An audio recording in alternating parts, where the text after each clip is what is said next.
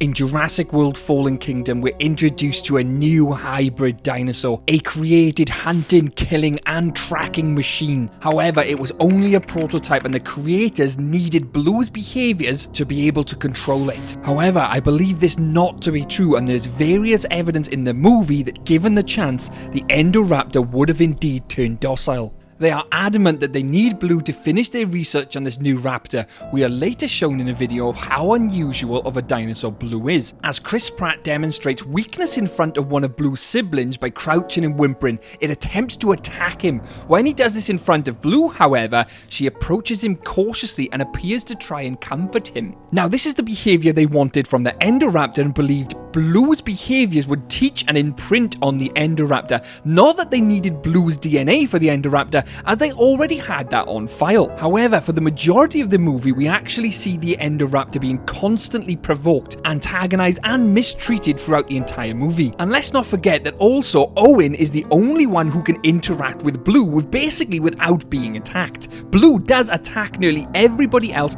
on sight. So let's give the Indoraptor a fair chance here. It never actually had a chance to bond with any human or see any other side of an emotion, such as that weakness Owen displayed in front of baby Blue. But there is a turning point where this nearly happens in the movie. The whole time the Indoraptor does appear very vicious and apparently ruthless, and we all assume it is a killing machine. However, when the young girl Maisie escapes the glass enclosure and runs into her room to hide under that ever so protective blanket, which to be fair I would probably do even now, we see the Indoraptor behaving completely differently than what we've seen in the past, knowing that it's an incredible tracker and this young girl is clearly audible in spite of her efforts to remain quiet. But instead of attacking her outright, being ruthless like we've seen in the past, the seemingly super vicious Indoraptor doesn't do this at all.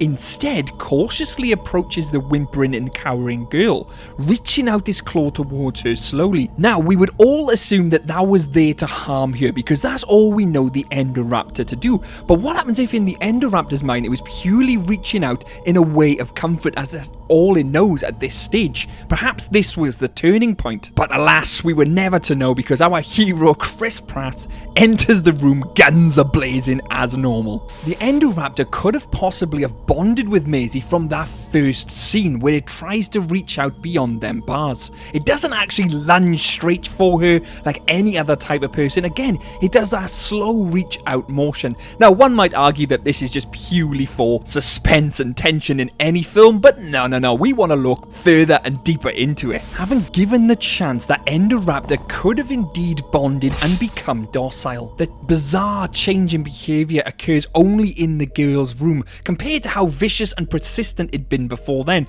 We do know it was a sadistic killer, so maybe it could have been having a bit of fun there, but I don't think that is the case here. Let's also not forget that they actually had Blue's DNA on file and incorporated Blue's DNA into the Indoraptor. All they needed was the behaviour, the nurturing aspect. Who's to say that this couldn't come from another human such as Maisie? Maybe the Indoraptor seen her as some type of sibling, maybe a mother figure. And let's also not forget that Blue's blood had been corrupted by the T-Rex anyway. There's also an argument to say that the Indoraptor had some DNA specifics in it, specifically Maisie's. That line, "You have no idea what she is," was just too dramatic of a reveal to be that she was just a clone of a dude's daughter. Now, spoiler alert if you haven't seen Dominion, we do later to go on and learn that she was a clone of herself or whatever it might have been, which is a big cop-out in my eyes because we could have had her be some type of controller/parental prototype figure to control the dinos, but instead we just go along the lines of she was a clone of another scientist's daughter without a disease. Pure cop-out. Where they could have had her come back in Dominion and actually have her have some actual purpose,